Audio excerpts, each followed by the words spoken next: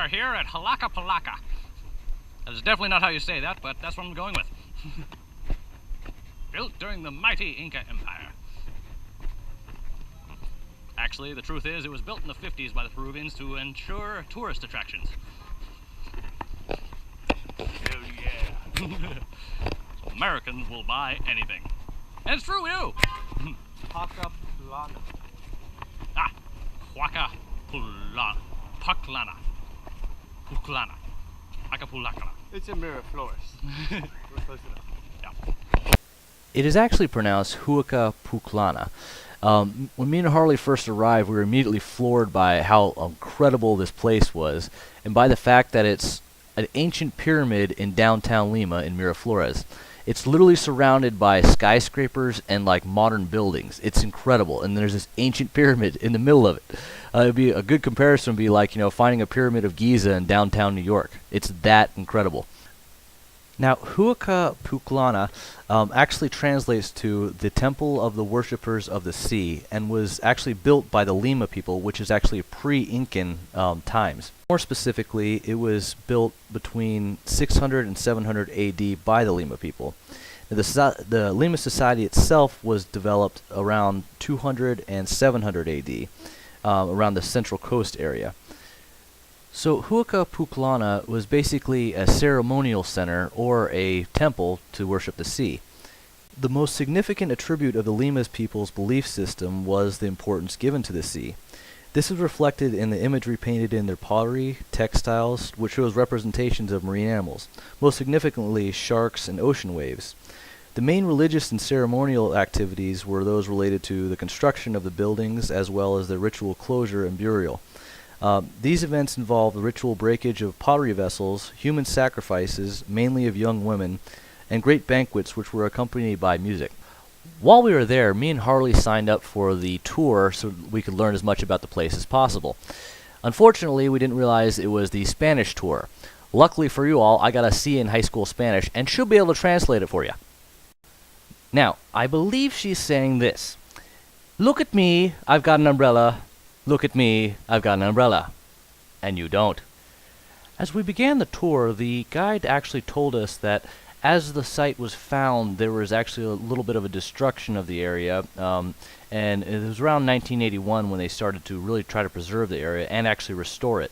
Now, as I previously mentioned, the Lima people were a seafaring people and worship the sea. One cool thing they actually did was they would make these clay pots and everything, and during their festivals what they would do is smash them, kind of as a ceremony to the gods or a sacrifice. This would be one perfect example. It was decorated and put together before a ceremony, and I mean, just look how beautiful that looks. And at the ceremony, they'd smash it! Yeah! And appease the gods and what have you. And here we have an ancient Lima playground, where for hours and hours on end, the kids would jump in the sandboxes and make lots and lots of bricks. All day, every day. 24/7. Such a simpler time before batteries, don't you think, kids? The Lima people constructed their sites using small handmade bricks made of unfired earth, adobes, which were arranged in vertical rows resembling books in a bookcase to build walls. Using this technique, the Lima built rooms, patios, corridors, ramps, and staircases, which were used for a period of time and then buried with small rounded stones, sand, and earth in order to create a new base for a building. These architectural burials were accompanied by ceremonial and ritual activities. Now, if you remember me talking earlier how about Huaca Pucllana was actually damaged during the initial find, well, the archaeologists actually went about and set about restoring it. This section right here is a restored section, and if you look closely as I come up here, you'll see that the original was actually kind of more muddy and kind of put together. That was the original section, and the uniform, more better looking one was actually the restored part. So, unfortunately, we make stuff look too good nowadays. The most striking architectural element at Pucllana is the great flat-top pyramid, composed of a series of step platforms and several patios that become smaller in scale and more elaborate as the structure gains height. The walls were originally covered in a very fine plaster and yellow pigment. These spaces were used, the site's priests, as gathering points for nearby communities, though participation and access became more restricted as one reached the uppermost rooms and patios. Luckily, it wasn't restricted for us, and as we climbed, we realized we'd be in for one epic view. We just didn't realize how epic. We ended up getting to see the entire layout of the temple. Towards the west, the architecture of Pucllana is less monumental in scale and is composed of a number of rooms and patios of varying size. These spaces were of lesser rank than those located on the pyramid itself, and were likely more accessible to the members of the nearby communities. Towards the year 700 AD, the Lima society started to undergo significant changes, which were reflected in the architecture and the fact that most of the contemporary ceremonial centers, Pucllana included, were abandoned.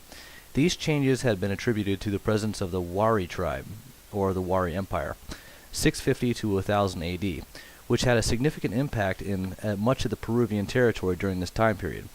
100 years after it was abandoned, the uppermost section of Pucllana pyramid was used as a cemetery for members of the Wari elite.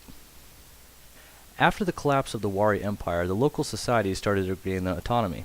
One of these groups, which lived in the Lurin and Rimac valleys, locally known as the Yashima, also left offerings and buried some of their dead at Pucllana, more than 3 centuries after the site was abandoned.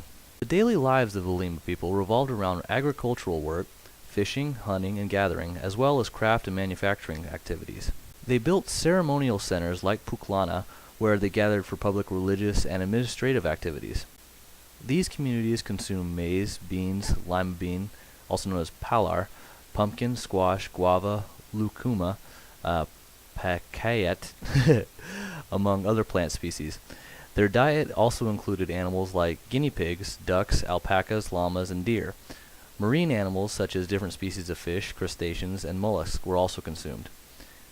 Pottery production was one of the most important activities, and the vessels produced were used for cooking, storage of food, and canvases to display stylized images that were part of their system of religious beliefs. Most of these vessels were decorated using only 3 colors: red, black, and white.